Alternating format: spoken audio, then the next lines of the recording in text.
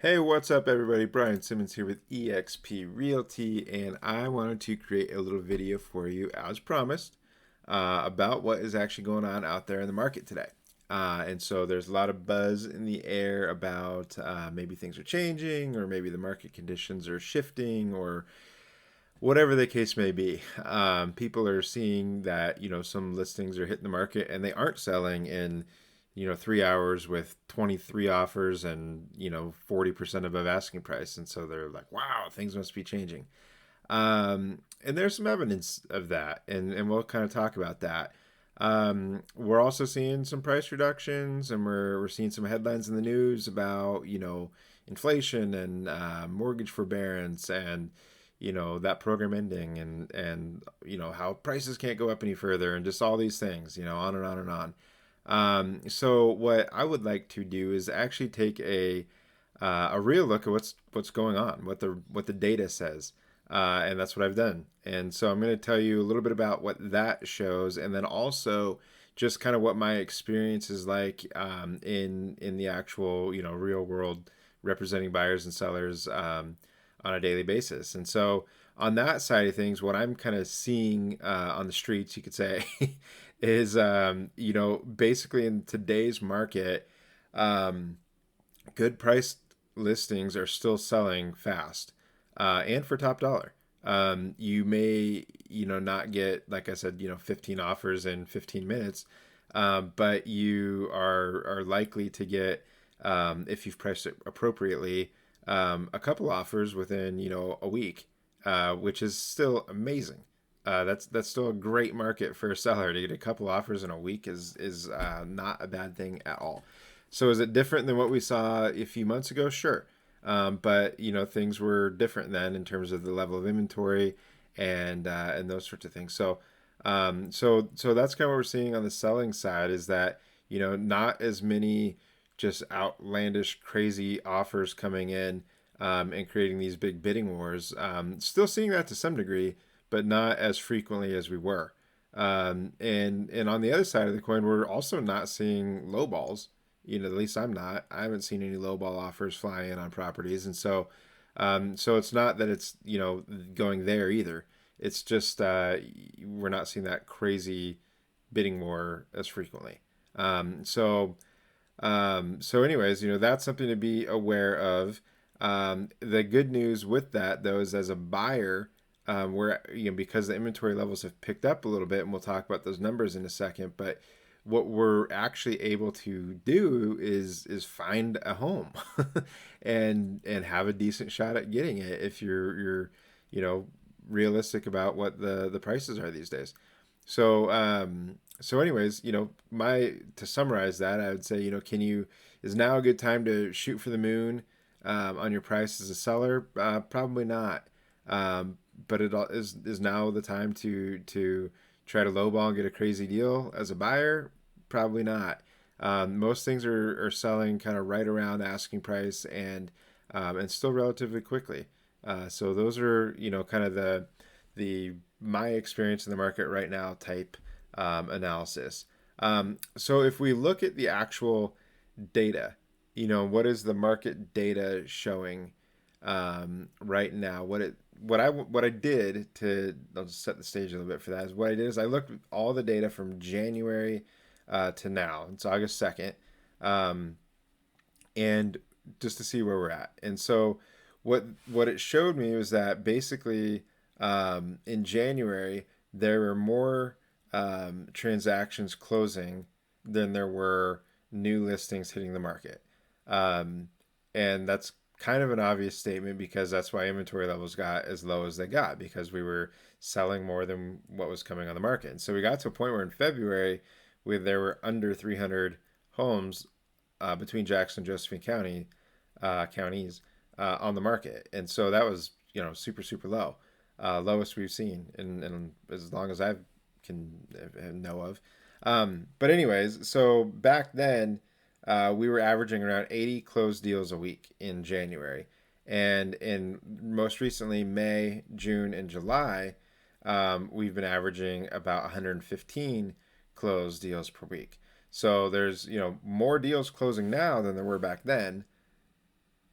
but we have less inventory, or we have more inventory now. So you got to, kind of look at that and say, okay, well, the difference is between now and then is that we were only seeing around 80 or just below actually new listings per week hitting the market back in January. So we were selling just above 80, we were getting just below 80, right? So that's why we were running through all of our inventory because there was a gap there. Whereas now we're selling around 115, but we're adding around 150 each week. So there's a surplus there. So that's what's adding to where we're at on the market. But the thing to think about is, isn't this the season for that? Isn't this selling season? Shouldn't we expect more listings to be hitting the market this time of the year? Which it is. That's true. So part of what we're seeing, and the majority of it, in my opinion, is a result of just the cyclical nature of this business. Um, there's maybe some other factors involved in there, but it's really hard to say. It's pretty much speculation. So what we can see overall is that activity overall picked up more, more listings and more closed deals between, January, February to now. And so that's pretty clear. More buyers started buying, more sellers started selling. I think the sellers, more of them started selling because again, it's cyclical, and they started to see that you could get a boatload for your listing. And there's people who paid, 375 2 years ago for a house, put a little sweat equity into it, and now they can list it for 550 and they're cashing out. So there's people doing that.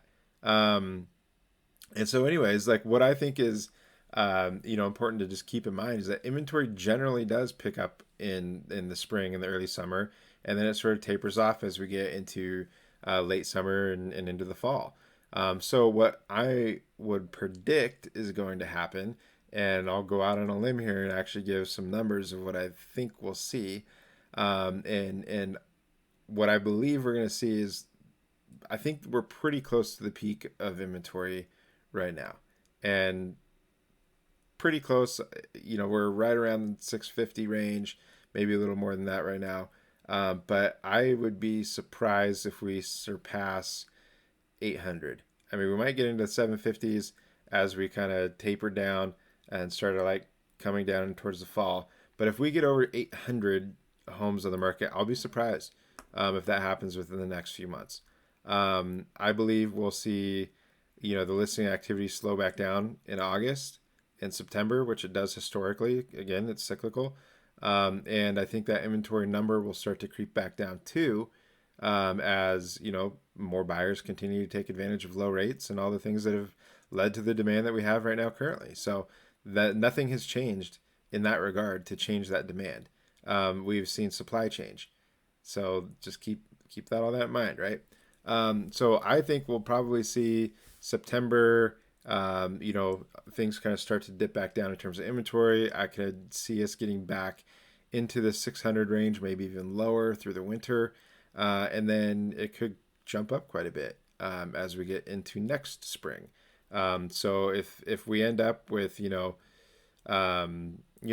think of this scenario. We were under 300 in January and we ended up in, 650, maybe 700 ballpark right now. If we start in January in the 600 range, we could easily be into the 1,000 range in the spring, which again is still, if you've been paying attention to the videos I've been making, 1,000 is still only half of what a healthy market would be here. So the healthy market, they say, is like around 4 months worth of inventory. That would be about 2,000 homes that we'd be wanting to see on the market. So again, keep all that in mind. 1,000, it might sound like a big number when we're comparing it to 300 or to 600, but in the grand scheme of things, it's not a lot. It's certainly not a surplus. It's not even equilibrium. So we're not even still close to fixing the shortage by getting to 1,000 homes on the market. So hard to say what that'll all look like because there's so many factors. Those are just some kind of estimates that I can see happening. I think those are reasonable estimates. Obviously, interest rates are a huge factor in that. If those go up, that changes. If those go down, maybe that changes. Inflation's a big piece of that too. You never know what's going to happen there.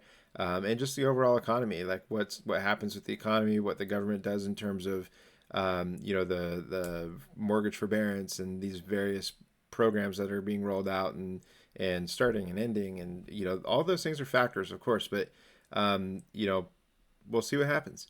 If I'm right, I think what I would say is if I have this right, I think what you'll see for the next year is that home prices will move with inflation. And so maybe a little bit above, maybe a little bit below, but if you see inflation going up, I think you're going to see home prices going up with it. It makes sense, right? If you see it start coming down, I think you might see home prices start to taper a little bit. But we'll see. I haven't read a headline that says inflation's going to go the other way, so nothing probably to worry about there. But anyways, my guess is it's going to educated guess. I'd say it's going to essentially mimic inflation. So that's my analysis. Those are my thoughts. It all looks very positive. That's one of the biggest things I would take away from this is that if you're a buyer, there's more on the market now to look at and to go buy. If you're a seller, this is still a phenomenal time to sell. So this is still very much the same market we've been in. There's some things that have changed it with a little bit more inventory because it's that time of the year, and so yeah, it's still very, very good. So if you know anybody looking to buy or sell, or maybe you're considering buying or selling yourself, I'd be more than happy to help you. So if there's anything in the world I can do for you, please don't hesitate to reach out at 541-954-7758. Call me, text me, whatever is easiest, and I cannot wait to hear from you. Have a great one.